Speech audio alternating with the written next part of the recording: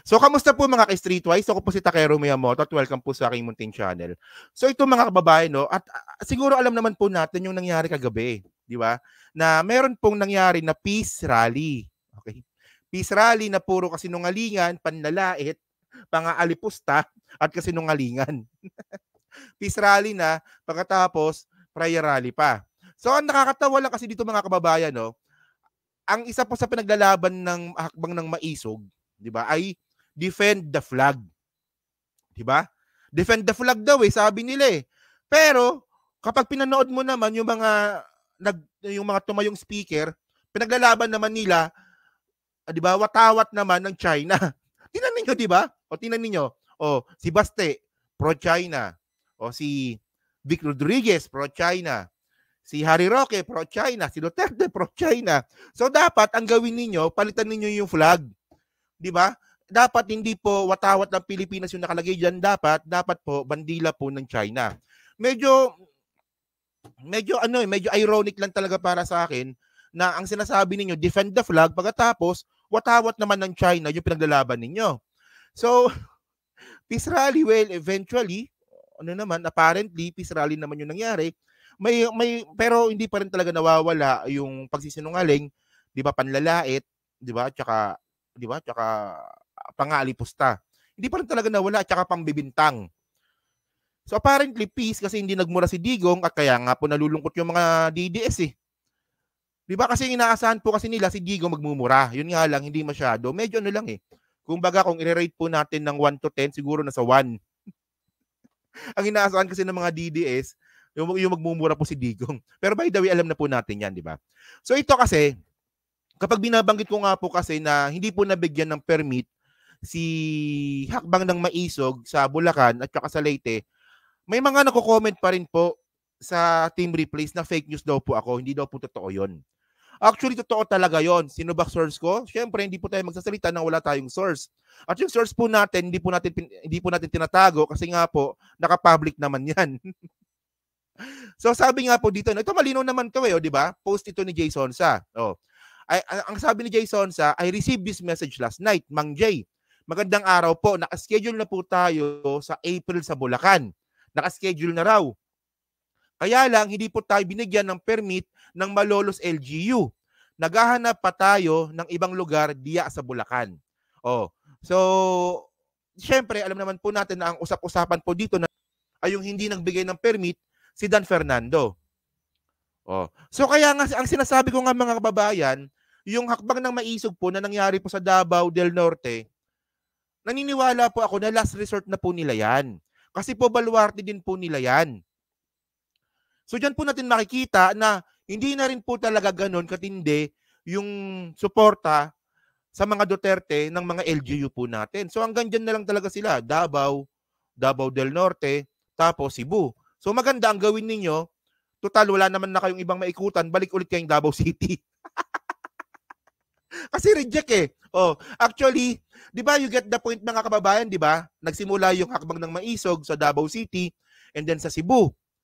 So dapat paakyat sila papuntang Luzon. Yun nga lang hindi sila nabigyan ng permit. So tingnan natin sa Pampanga, baka mabigyan sila kasi ando si Gloria. Baka siguro, baka no? Baka sa Pampanga, pwede sila doon. And then, bukod nga po dyan sa Bulacan, taga Bulacan pala si Ma'am Joanna, no? So, ganun din po sa Leyte. Binabalak po natin ito sa ikalawang bahagi ng Abril. Babalitaan po namin kayo kapag meron ng final na schedule. Okay. So, sa Leyte naman, di ba, umaasa sila na magkakaroon naman sila ng another prayer rally na puro pag-aalipusta. Hindi rin po sila nabigyan ng permit. Kaya nga, anong nangyari, balik ulit sila, di ba? Balik ulit sila sa Davao City, sa Davao del Norte, na baluarte nila. So ngayon, kung wala namang ibang tumatanggap sa inyo, di ba? Ikutin niyo yung tatlo. Di ba? Ayan, hanggang matapos yung termino ni PBBM, diyan kayo mag-ikot, Davao City, Cebu, tapos Davao del Norte. Tapos balik ulit kayo sa Davao City, balik kayong Cebu. Yan, ikutin niyo yung tatlo. Hindi nga, di ba? Ganon. Sa Pampanga, tingnan natin kung makakalusot sila. Alam naman natin si Gloria, magaling maglaro sa politika yan. Di ba? Si Gloria, talagang kung meron man trapo number 1 trapo sa Pilipinas, 'di ba? Nangunguna yan si Gloria. Pangalawa si Duterte. Si Sara medyo engot lang po talaga, no. Hindi niya kaya laruin yung laro ng politika sa Pilipinas. Medyo engot lang ng konti eh. So ngayon mga kababayan, ito yung sinasabi ko sa inyo. Oh. So, ang nangyari po kasi, yung nagbigay nga po ng permit diyan po sa hakbang ng Maisog sa Davao del Norte, si pangalan nito? Si Hubahib. Okay, si Hubahib. So ngayon mga kababayan, meron kasing bintang dito si Pantaleon Alvarez. So sabi ni Pantaleon Alvarez dito, no, suspension not due to Maisog prayer rally.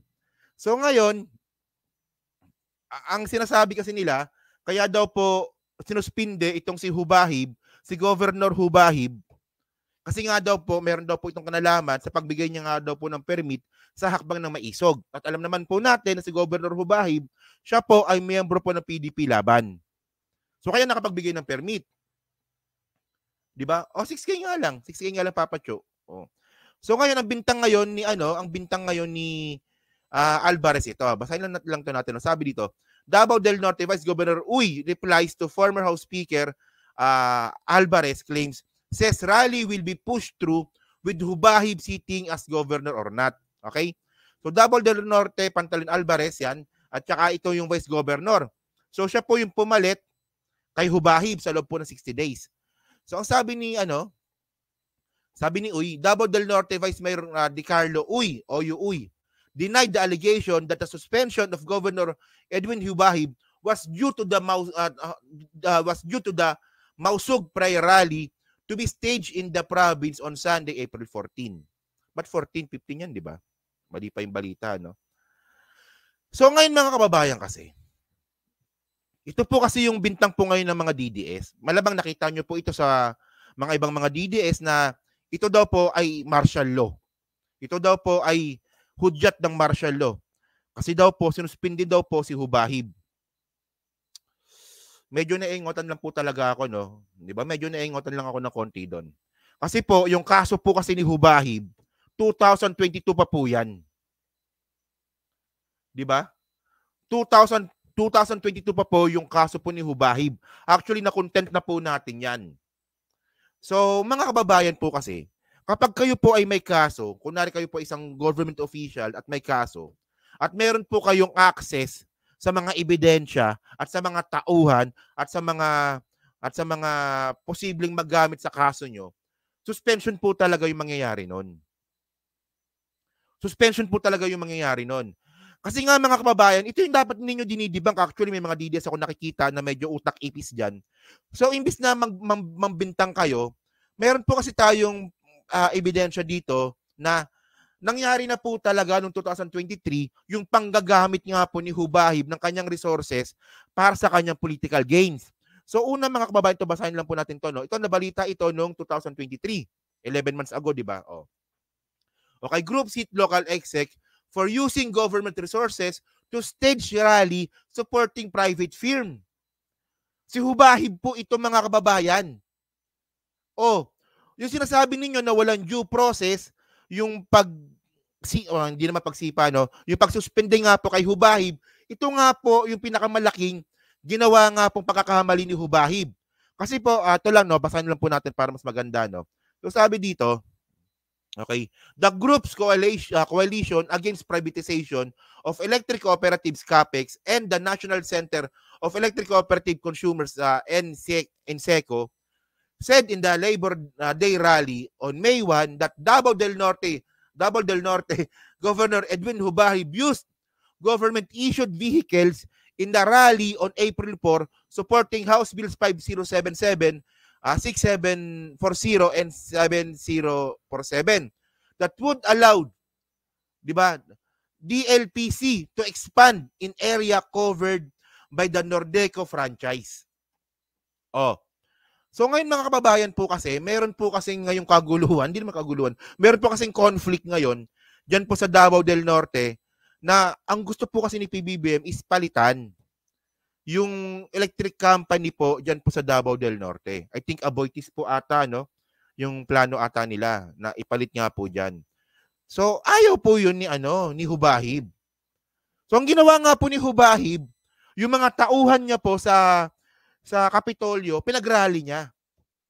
Kasama po dito yung mga sasakyan, pinagrally niya. So meron po talagang ginawa si Hubahib na ugali na ginagamit niya po yung resources niya para sa kanyang political gains. So anong nangyari no? Nagkaroon po ng preventive suspension. So kaya nga po tinawag na preventive suspension para po hindi po maimpluwensyahan yung mga ebidensya habang tumatakbo po yung kaso. Hindi naman siya sinibak. Hindi naman siya tinanggal. Ayan po yung sinasabi po kasi ng mga ibang mga DDS na tinanggal daw po si Hubahib. Kita nyo panloloko ng mga DDS tapos naman yung mga iba namang mga DDS na utak ipis, hindi na nagre-research. Hindi na nagre-research kung ano yung sinabi ni SAS, kung ano yung sinabi ni Mr. 1 Million, ni Jason sa, di ba kung ano yung sinabi ni Maharlika, yun na yun. Hindi sila nagre-research. Ako nga, di ba? Nasabi ko nga sa inyo, pag mali ako, i-correct ninyo ako. O, kapag may content ako, i-check ninyo kung mali ako. O, huwag kayong maniwala sa akin ng 100% kasi minsan nagkakamali din ako. So, kaya nga ako nga mga kababayan, sa matagal na po nakafollow sa akin, kapag ako po ay nako-correct po ng mga viewer ko, binubura ko po yung video. Binubura ko yung video mga kababayan kasi baka kasi merong makapanood na iba and then maniwala sa akin. Oo nga, totoo yan, iisa yung content nila. Hindi po katulad ng isang vlogger po na yung Kokoy ba yun? Kapal ng mukha ng putragis na. Sorry. Bawal magmura. Nadudulas talaga, no? Yan si Kokoy, yung pambansang langaw. O meron siyang content na mali. Ang kapal ng mukha, hindi binura. O kasi kumikita pa yung video. O, sinungaling eh. Kaya ako nainis ako dyan sa punggok na yun. Punggok lang yan mga kababayan. Akala nyo laking tao yan. Punggok lang yan. Baka nga 411 lang ata yan eh. Di ba meron siyang content na na umalis na hindi raw pinansin ni PBBM si Sara Duterte noong 2022? O, hindi niya binura yung video kahit na po na mali. Kapal ng mukha niyan. Oh, ano yung Kokoy? Tao ba yon? Hindi, ano yun eh. Yung hipon na may harina. Ay, okay pala yun, sorry. Okay pala. Mukha kasing hipon eh. So, ito na nga mga kababayan. So, ngayon, malinaw po ngayon mga kababayan, nilinaw po natin na ito po yung totoong nangyari po sa hakbang ng Maisog. Wala pong panggigipit na nangyari dito. Well, kung naniniwala kayo na may panggigipit, nasa sa inyo yan. Pero ako nagpakita ko ng reference, di ba? And then mga kababayan, ang nangyari ngayon ito na. Ito. Actually kasi, ito pala. So April 15 ngayong araw. So tandaan natin mga kababayan, si Hubahib po yung governor. Tapos yung vice governor po si Oyo Uy. So ngayon habang meron pong preventive suspension, si Hubahib, si Oyo Uy po yung governor po ng Davao del Norte. And then yung mayor po doon, Uy din yung apelyido eh. Ano bang pangalan? Andito naman eh. So ngayon mga ka-streetwise, dahil nga po dyan sa conflict po na yan, sa hakbang ng Maisog, sinibak po ni Sara Duterte yung mga hindi po nag-participate sa hakbang ng Maisog. Oh, tawa ko dito. Si Joey mukhang tendera ng isda sa palengke. Oo nga, parang di naliligo, no? Asim siguro nun, no? Ayun tayo eh. So, taga lang. Nagmamoist yung salamin ko. Siya doon yung inaaway si Joey. Actually, pumunta ng yan, ha? Pumunta ng Davao del Norte yan. Pumunta yan doon. Sa hakbang ng Maisog, si Joey Cruz. Ewan ko lang kung gastos niya yung pinanggastos niya doon. Hindi ko lang alam kung pera niya yung pinanggastos doon. Eh, wala namang pera yun eh. Walang pera yun? Hindi ko alam kung ano trabaho nun eh. Oh. So sabi dito, so ito, nangyari ito, April 15 ngayong araw lang. Di ba? Statement of hugpong ng pagbabago Davao. Okay? So, we regret to announce, we regret to announce pa, no? Malamang si Sara Duterte nagsulat nito. So, may regret ka pala, bakit mo pa in-announce? Kasi wala pa lang ng sentence, walang yan. We regret to announce. O may regret ka pala, in-announce mo pa. Pwede mo namang hindi. Pwede mo namang hindi nilang i-announce. May regret ka pala, di ba? Sir Takero, ginamit niya si PBBM kaya dumami ang followers niya. Ni Pambansang Langaw. Ngayon, ang daming nag-unfollow, isa na ako. Hindi, bobo talaga yan. Actually, nung pro-BBM pa yan, nag-uusap pa naman kami niyan, madalas. Minsan nga nag-uusap kami niyan isang oras eh. Talaga nakakwentuhan talaga kami niyan, mga isang oras talaga kami minsan mag-uusap niyan. Minsan may ginagawa siya doon sa farm niya. O ito, ginagawa ko dito. Talagang close kami niyan. Okay kami niyan. Pero ang napansin ko lang po talaga sa kanya, mahina po talaga utak niya. Kaya nga nung isang beses nga po, no, nung nag-collab kami, di ba nag-collab kami, mahina talaga. Mahina talaga, hindi katulad nila JDB, di ba? Si Go Philippines, di ba? Si Mami Peng, di ba? Si Mami Peng, kahit na butangera yan, pero kapag nagsalita yan, kapag pinipiga ko yan, may sense yung sinasabi ni Mami Peng. sa vlog niya, butangera, pero kapag magkakulab naman kaming dalawa, pinipiga ko siya eh. May sense. Itong si Pambansang Langaw, wala talaga. Magaling lang yan Magaling lang yan tumawa. Ay, si Go Philippines nandyan pala. Magaling lang yan tumawa. Na, mga ka-PL, wait lang ha. Tingnan nyo to. Puro ganun lang yan. Puro ganun lang yun. Pero panoorin ninyo yung content. Pang ano rin eh. Bawal lang talaga kasi akong bawal lang talaga ako magsalita ng bad words. Yan, si Alibuga, di ba? O si Alibuga. O, ayan, nagre-research din yan. Hindi katulad talaga ni PL. Talagang, wala talagang, Diyos ko, wala talaga. Wala kayong mapupulot talaga sa tao na yan. Continue na nga natin. Nawala tuloy ako. So sabi dito, no? Ayan, si Kuya Boyt Antonio. O, di ba? Yung mga kaibigan natin. O. Alam nyo kasi si Go Philippines, underrated lang yan. Supportahan nyo kasi. Underrated yan eh. Tsaka si Alibuga eh. Si Mami Peng, yan, ganyan na talaga yan. Pag ayaw niya, ganyan si Mami Peng. Kaya pag ayaw niya, huwag niyong pipilitin. So ito na, we regret to announce that the membership of the following incumbent public officials, so incumbent, no, who ran under hukbo ng pagbabago. So ibig sabihin nun, nung tumakbo sila nung 2022, miyembro sila ng hukbo ng pagbabago. Okay? Hukbo ng pagbabago party during the 2022 election has been officially terminated effective April 15, 2024. This decision comes in light of recent events, okay ha? And actions that have been found to conflict with the core principles of the principles and policies of our party. So ano ba yung policies ninyo? Ano ba yung core policies po ng ng hukbo ng pagbabago na conflict po sa mga sinibak ni Sara Duterte? Ano ba yon? So ayun nga po yung hakbang ng maisog. Kasi sakto hakbang ng maisog kahapon, ngayon naman po, tinerminate ni Sara Duterte. So ano ba? So yung principle pala talaga ng HNP, ng hukbo ng pagbabago ni Sara Duterte, suportahan yung prayer rally na bastusan ni Digong. Ayan yung sinabi ni Al. Hindi kasi naghakot. Hindi kasi naghakot kaya tinanggal. Actually, mga kababayan, meron picture talaga dito. Na ayan sila, Governor. Ayan, no? Ito, balita ito noong 2022, no? Look, Davao de Oro, Governor Ivy Tyron Uy, shared photo alongside with Vice President Sara Duterte, Davao del Norte 2nd District, Alan Duhali. So, ayan, no? Davao City Representative Ungab yan, no? Vice Governor Oyu Uy. Di ba, ayan, no? Isidro Ungab. Di ba, ayan. Yan, Vice Governor. Ang gulo ko magbasa talaga. So, ayan. So, nung 2022, mga kababayan, miyembro talaga sila ni Sara Duterte. Ayan si Sara, di ba? Nakatakip yung mukha. Malamang bad breath yan, kaya ganyan.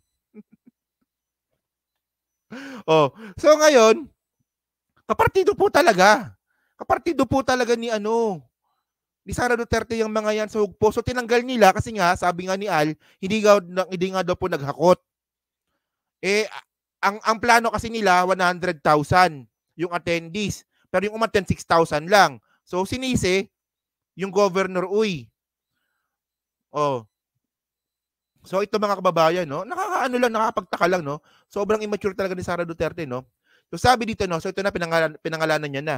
Puro Uy pala to, no? We want to express our sincere gratitude to Davao del Norte Vice Mayor Oyu Uy, Tagum City Mayor Ray Uy, Davao de Oro Vice Governor JB Tyron Uy, puro mga Uy pala to, no? And Davao de Oro 1st District Representative Maricar Zamora for your contribution and efforts during the time as a valued member of our party. Your participation has been appreciated and this decision was not made lightly. We understand that such changes can be challenging and we wish to assure you that this decision was reached only after careful review of our party commitment to maintaining faithful public service. We wish you a Merry Christmas. We wish you all the best in your future endeavors.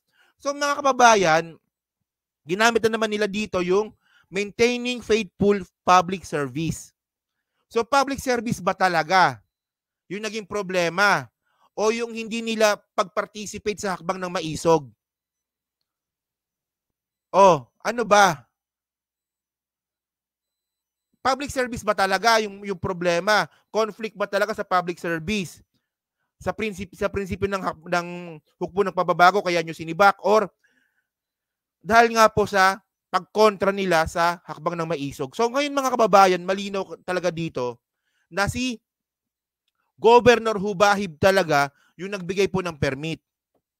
Kasi po kapag meron po kasing ganyan mga malalaking rally, kapag malit na rally lang, LGU lang po talaga, mayor.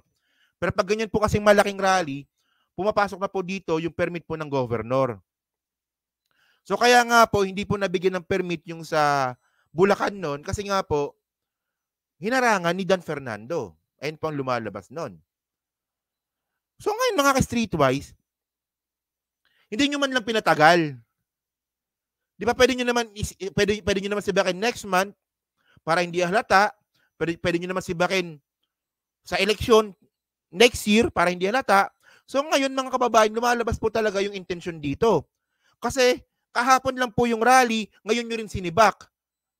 So ngayon lumalabas dito mga ka-streetwise na itong si Sara Duterte, patraidor po talaga na sumusuporta para pabagsakin po si PBBM.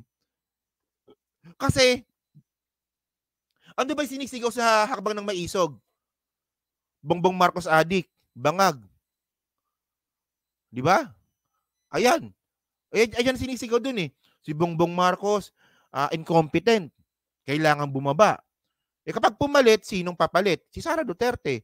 So ngayon mga kababayan, patraidor po talaga bumanat si Sara Duterte ngayon.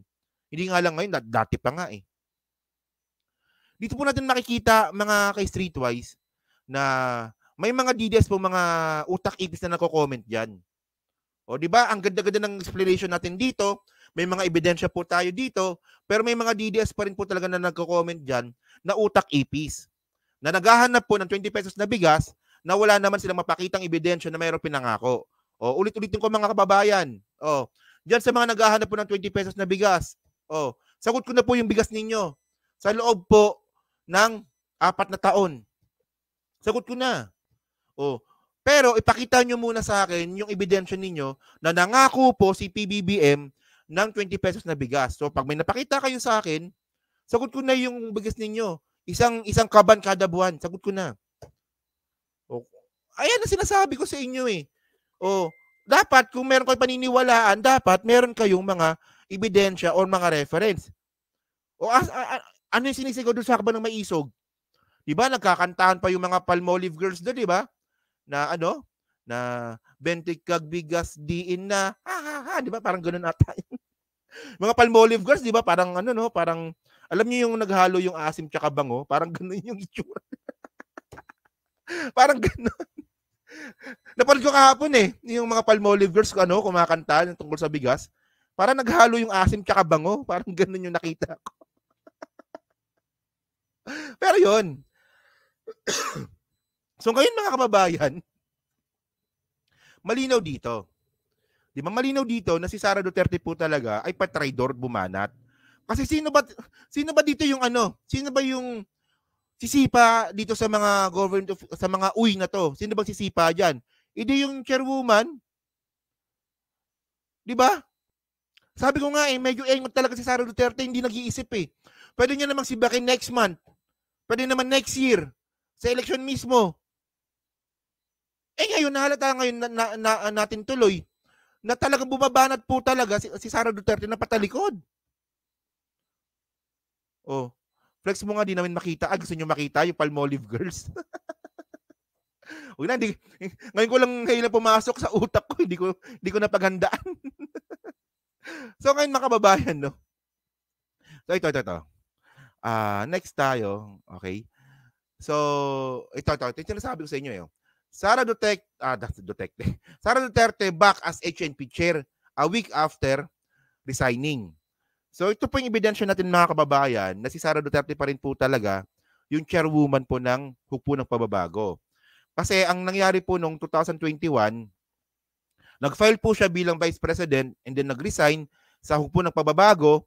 Pagkatapos niya mag-file, bumalik ulit sa HNP.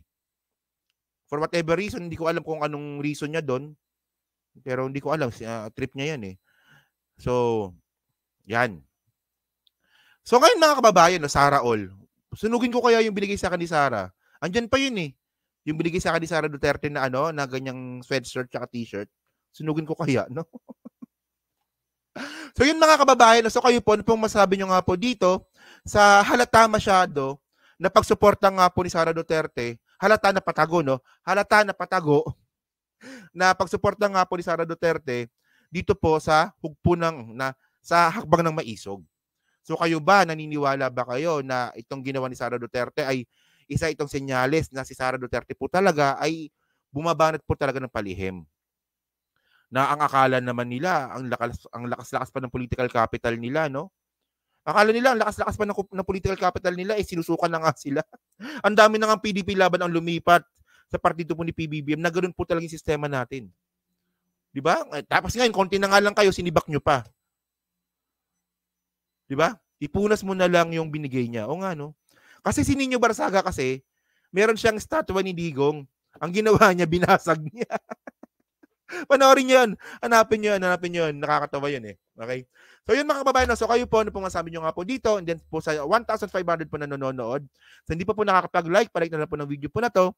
At dyan po sa Team Replays, pakicomment na lang po yung masasabi niyo nga po dito. Sana pag-usapan ngayon natin. So thank you po mga kababayan. Salamat po sa inyong lahat. No?